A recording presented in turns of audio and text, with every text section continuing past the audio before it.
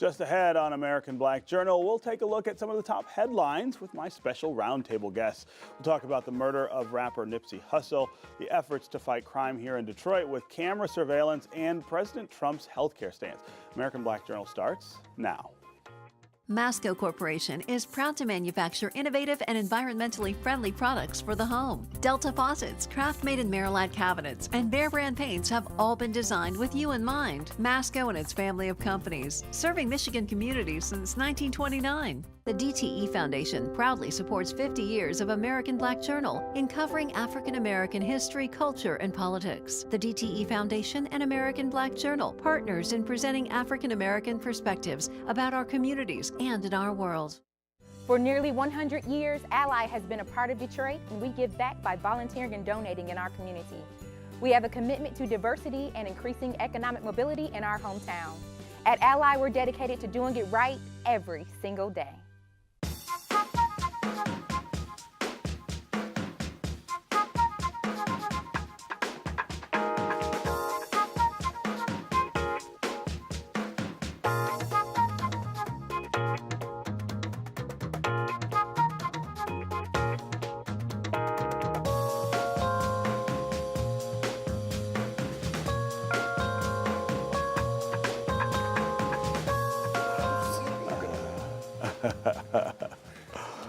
Welcome to American Black Journal. I'm Stephen Henderson. For today's program, we've put together a special panel of guests to talk about some of the week's local and national headlines. And buckle up, folks, we got an exciting group with us. We'll look at the tragic death of rapper Nipsey Hussle and how he was trying to fight gang violence in his community. Plus, the city of Detroit wants residents to support a camera surveillance program in the fight against neighborhood crime.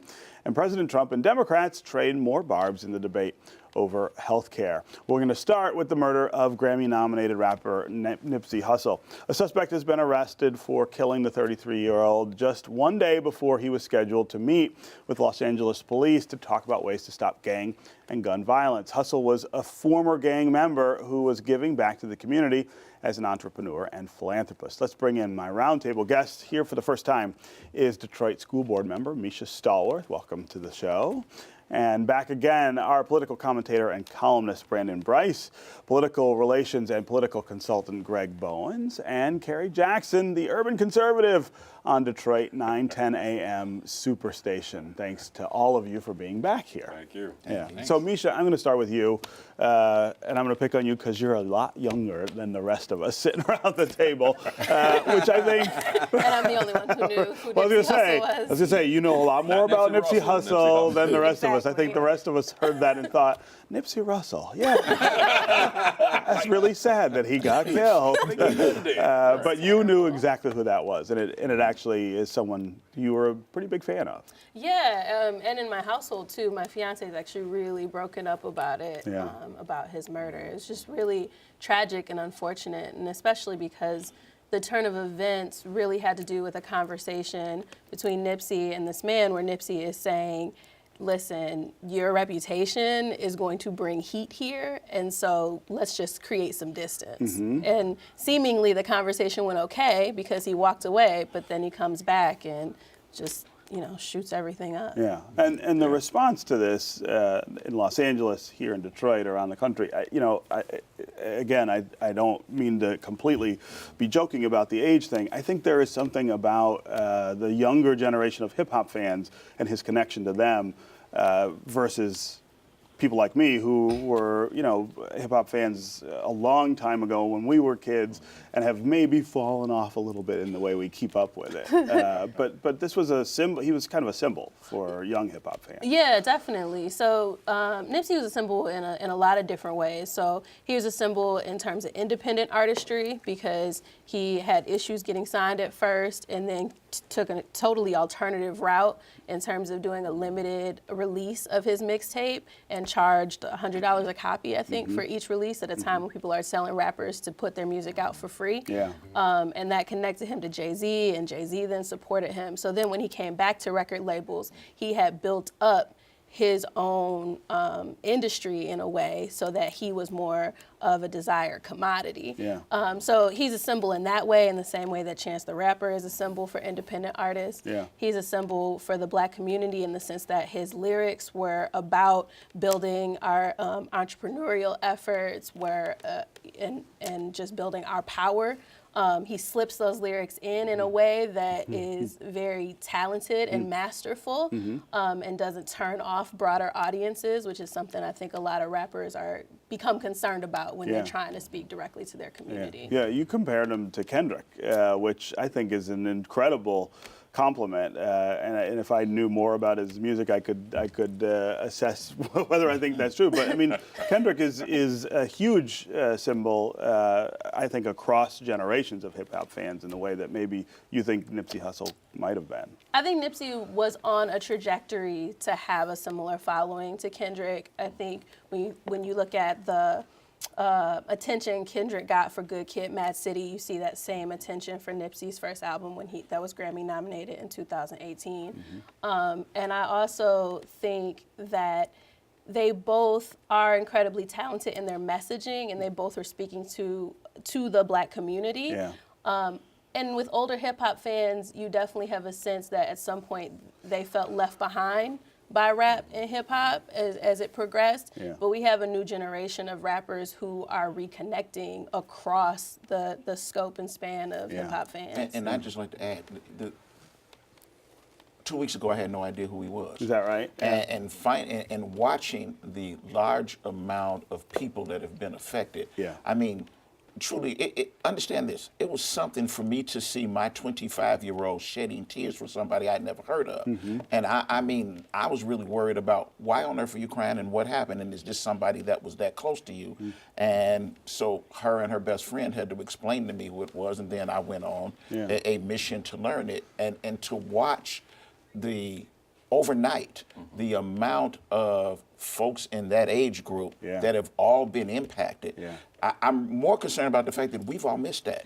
He connected with all of them and could move them to do things that maybe we want them to do, like vote and own houses and buy real estate in your own community and things like that. He had that connection with them. We don't. You know what's really interesting is to see the connection that not just Nipsey Hussle, but Chance the Rapper.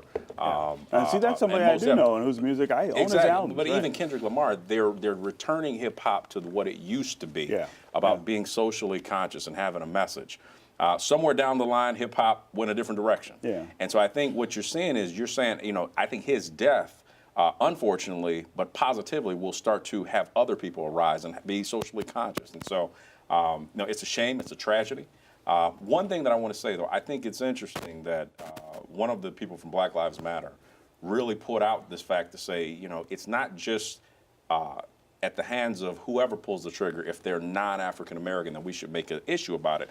We have a very serious epidemic around gang violence and youth violence. Still. And I think that's what Nipsey Hussle was trying to address. Well, to that point, one of the things that has struck me about this entire, horrific episode has been the lack of discussion around that. And when it's one of our famous young people who are up and coming and giving back to the community, or whether it's Tupac, they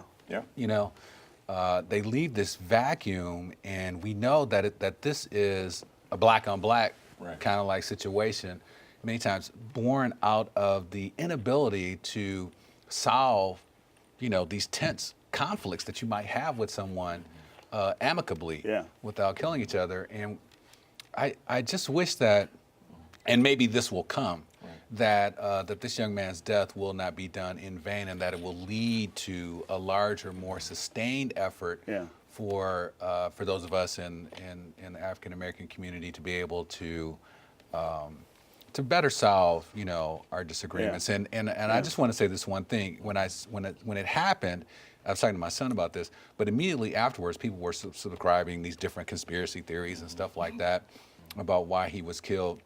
And it reminded me of what's been going on in Ferguson with the many of the leaders in the movement there who have died, killed, suicide, and there's this thread of conspiracy around that. But there's this one brother there who was just like, y'all are tripping. Santa Claus ain't coming here and killing black folks. It's Exactly. if you live in the hood, Right. this is the reality of our life. So that's a really great segue to our next segment, which is about crime here in the city of Detroit. Police Chief James Craig has long touted the success of Project Greenlight, a program where businesses pay for real-time cameras that stream to police headquarters. Now he and Mayor Mike Duggan want a similar type of surveillance in the neighborhoods. High-definition cameras would be installed at public intersections at no cost to residents, but of course critics are questioning whether this is an effective way to fight crime and whether it bumps up too far against people's civil rights. You talk about black-on-black crime, the danger that exists for people who live in black neighborhoods. Is this the poor step neighborhoods forward? in general? Let me just say this. My issue with that, because I was actually at the State of the City when the mayor made that address. First of all, I think we have to be very careful about turning neighborhoods, low-income neighborhoods, into police states. I think that's very important. Yeah. The other thing is, my question is, well, who's watching the people doing the watching? Yeah, right. What's the accountability Can for I just, it? first of all, I've always heard those arguments. I mean, when they first started putting traffic cameras around the city, everyone said you're interfering. The truth is, you don't have a reasonable expectation of privacy of anything you do out in the public, so there's no one's invading anything. Cameras have never stopped one crime. Criminals will actually commit a crime and stop and smile at the camera or point at the camera. What those cameras will do, and I've seen enough discovery packages both for the state and federal court level, is they give you very clear pictures of your client if you were doing criminal defense, of your client committing a crime, and you're not really apt to go to trial because you can't really explain How can you it. argue against the pictures, right? That wasn't me. So connecting the green light cameras to the traffic cameras all over town, which, first of all, let's make sure that everybody understands the truth. If, in fact, that the federal government wants to go after someone, they already go and pull those cameras. They look at the cameras those anyway. cameras can show crime 3-4 blocks down the street and very but clearly. There's still this question, I think, of the way this feels, right? That if you live in a neighborhood where there's cameras everywhere and you know that, and you're not a criminal, you're not somebody who's doing something wrong, does that change your sense of personal agency around your neighborhood? Does that change your sense of civil liberty in our society? I hate the green lights in my You neighborhood. do? I hate them for a number of reasons. I hate them. That light is annoying. I hate them aesthetic. Right. So I live near 7 Mile and Schaefer, and every time I drive down Myers, I feel like I'm landing a Learjet, and I hate it. Like, I absolutely hate it. It's just too much, right? It's too much, and there is a question of, if this is, so it's a deterrent, but it also is a beacon to say that my neighborhood is dangerous. Like those are, it happens on both ends. And then outside of that, no one wants a whole bunch of surveillance. No one's interested in that. We do have a cultural problem with how we perceive safety, right? And we deal with this a lot in the schools too. We don't like metal detectors, but if we talk about taking them out, people feel like we're making the school unsafe. And so we have an issue in terms of our community and how we conceptualize and think about what it means to be safe and what's a symptom and what's the actual disease that we need to treat. You know, essentially, here's my biggest issue around that, because I've toyed with it, because I understand the need for it, but my challenge is you don't see those cameras in Birmingham. You don't see those cameras in Royal Oak. Those cameras are already in Birmingham and Royal Oak. They just don't have a green light flashing on them. Which is the deterrent. They are there. But even with the green light deterrent, one of the biggest challenges that I had is that at one time, you had to pay for that. And to me, that sets a tone almost like the mob, where you've got to pay for protection. It's crazy. Yeah, I mean, that's an interesting dynamic, like that idea of asking for money for it. I mean, I'm just not convinced that. I mean, we want to be safe wherever we go. If you don't live in Detroit, but you're in Detroit, I'm coming to visit you, or I'm going to the store, whatever it is. Everybody wants to feel safe and should have an expectation of that safe feeling. I'm just not sure that that cameras can take the place of good community policing, and that's simply what they're doing. They're trying to make up for the fact that they're not spending enough money on actual human beings out there. Right, we don't have enough officers. So you will have pictures of the criminals committing the crime. Right. And I agree with what she said, what she just said, because if I drive down 6 Mile, which is where I used to live, when you drive down 6 Mile between the Southfield Freeway and Evergreen, there's like 12 of those. The more it flashes, it tells me don't stop in this neighborhood.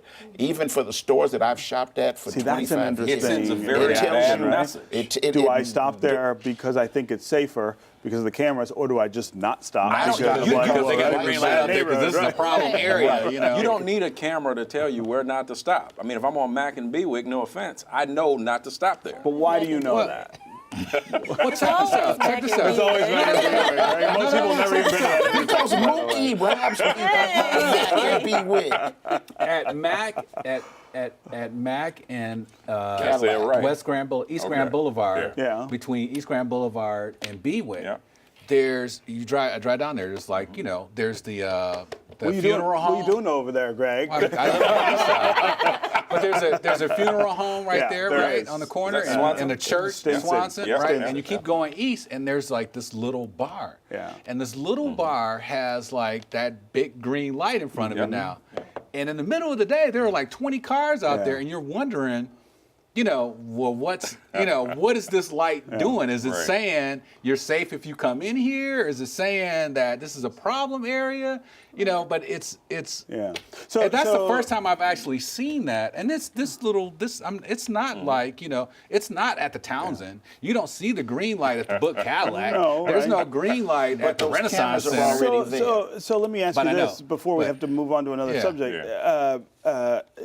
Is this a way for the mayor and the police chief to really sell Detroiters on the idea that they're making progress on crime without having to address some of these bigger issues about officers? And I just want to say this one thing about those green lights, that business owners feel like it's an unfair tax that they shouldn't have to pay exactly. for. Right. The other thing is that when they first introduced the green light program, from what I recall, if my memory serves me correct, it was, if you're a kid and you see a green light, you can run to this get building help and there. get help. Yeah. And it morphed from, you know, if Right. you're in trouble, come here, to, you know, that's We're watching a you. really We're great watching point. you. It was Right. sold that way first. Exactly. Yeah, That's go what ahead, I thought Misha. too, and it reminded me of campus blue lights. And Yeah. the I way remember it was that, originally yeah. presented. Right. But the problem I have with talking about it as it relates to progress on crime is that, so my undergrad degree is in psychology and social science, right?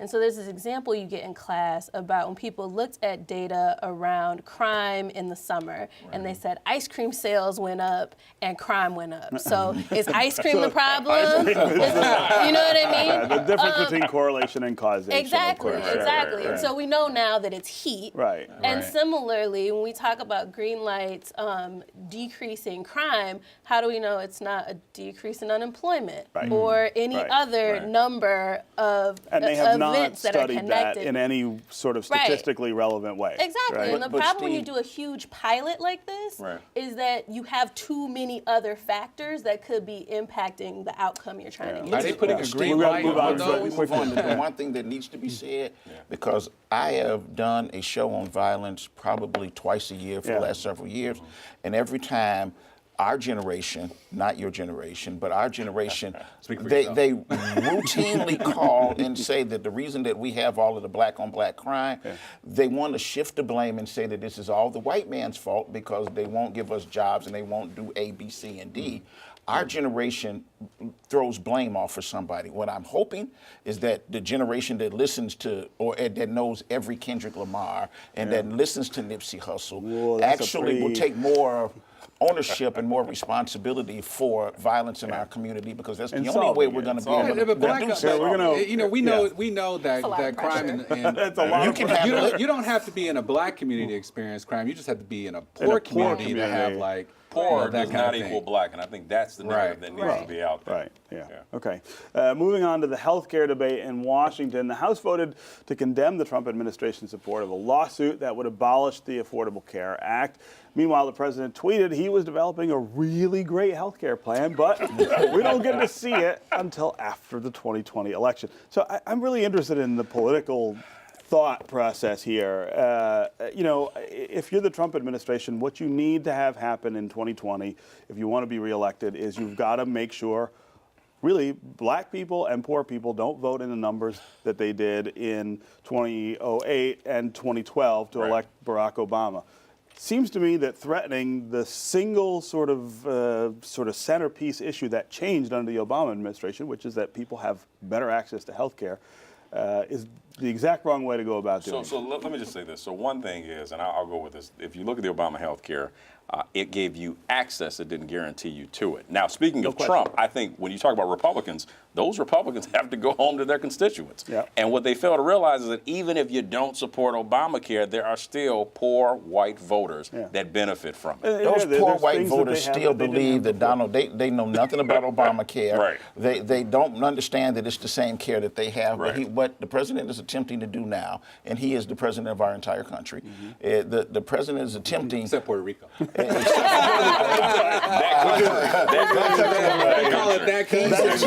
Make sure that everybody, when he runs, that commercial that's already been filmed about promises made, promises kept, that he will be able to stand there with a straight face and say, I have fought for health care, and I've also fought to build this wall to keep our country safe. He's going with right now. He's going to just the he's going in the campaign mode. Let me tell you how. Let me tell you why that can work, because that's set up against the backdrop of us as Democrats being the people that want to tax you, take money out of your pocket, and Obamacare, you can't afford it. And in Michigan, where we have a governor who's saying, I'm going to, slap on tax on your gas when it's almost $3 a gallon now. I want to put a tax on LLCs, which is the way that most black and brown people get into business. I mean, it's hard to. It's going to be hard for us to argue against that with these kind of moves being done by the governor. So adding Obamacare on top of that is just sort of par for the course, Let me just. The truth is, all that she's doing, she knows that we need new revenue, and she's trying to figure out how we're going to take care of the things. You got to go back to that. One of the things I think is interesting about it is that what he's essentially doing is teeing up the platform issues for the cycle, right? So whereas we could have anticipated what would be the issues, at the same time, he now is creating almost a vacuum around this one issue, because the natural response for Democratic candidates is going to be like, oh, it's already on a platter. We can talk about that. You know what I mean?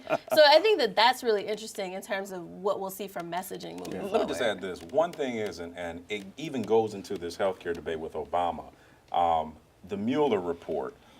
That was the one thing that I actually think that was the one thing that I think Democrats wish had not been said, where you had the head of the FBI saying, essentially, the Justice Department, the Justice Department, essentially, the Justice Department, essentially saying, we don't have it, we haven't found anything. I mean, you're talking about something to rile up the base. But let's be very clear. He said he didn't find, he could not report on anything as relates to the president. And he took hundreds of pages report and said, here's 4 paragraphs about what's in it. So hold on. As intellectuals who follow this stuff, we get it. To the common man, that was a get out of jail free card for the president. So now you're going to see which that is what started the victory lap. Exactly. So now you're going to see that base more riled up than you've ever seen before. And the Obamacare issue is just the icing on the cake. I disagree because the reason why I disagree is simply this: is that we know what we know. Your boy that you put in. Know what we know. No. I'm speaking sort of generally here, but if you put your boy in charge, who came in with a mandate to discredit this whole thing, had already talked about it, beforehand. Everybody in the public, 20 years ago. Everybody in the public already knows that Trump put his boy in there to do just what he did, and that's why they're screaming for the report. Can you prove it right now while we're sitting here? Prove what? Prove what? Prove that report they can't find. That Barr has lied to you, and that hasn't. Well, he has it's not that he's truth. lying. It's not that he's lying. It's that he's saying he's put a spin on it. He's saying, trust me. He's saying, we would never have accepted, for instance, when Ken Starr finished his investigation if Janet Reno had come out and said, here's 4 pages about what's in there. Don't worry about the rest of it. People lost their minds. Stephen, the case in point is, according to the common man, they feel that the FBI does not have anything on the president. And so now, as Donald Trump does, he's going to go out and say, they have nothing on me. It was all fake news. Correct. Well, I mean, we do have great reason to suspect Mr. Barr, because he wrote this long memo before he got appointed, and it was a big bone of contention during the confirmation hearings, just on how he felt about the idea, of collusion, about the idea of indicting a sitting president and whether or not a president can actually engage in obstruction of justice. So, you know, he's the law himself. He can pardon himself. So what? Why does that surprise you? That in and of itself. Does that bother you? Yeah, a little bit. It just bothers me a little bit, right? Nobody is going to go put handcuffs on this man. That's while not. he I don't is in think office. that's. I don't think that's the issue. I think the question is, did he obstruct justice, which is high crime and misdemeanor? He might have gotten close to it under the Constitution.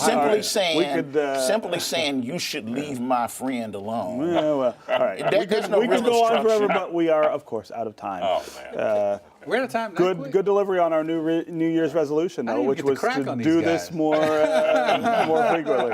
All right, that's our program for today. Thanks for watching.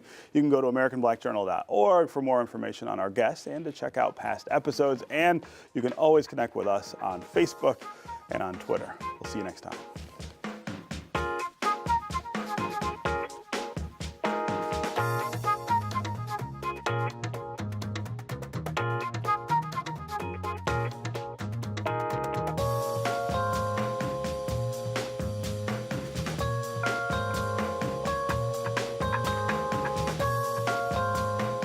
Masco Corporation is proud to manufacture innovative and environmentally friendly products for the home. Delta faucets, craft-made in Merillat cabinets, and Behr brand paints have all been designed with you in mind. Masco and its family of companies, serving Michigan communities since 1929. The DTE Foundation proudly supports 50 years of American Black Journal in covering African American history, culture, and politics. The DTE Foundation and American Black Journal, partners in presenting African American perspectives about our communities and in our world.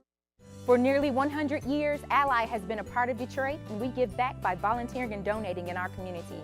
We have a commitment to diversity and increasing economic mobility in our hometown. At Ally, we're dedicated to doing it right every single day.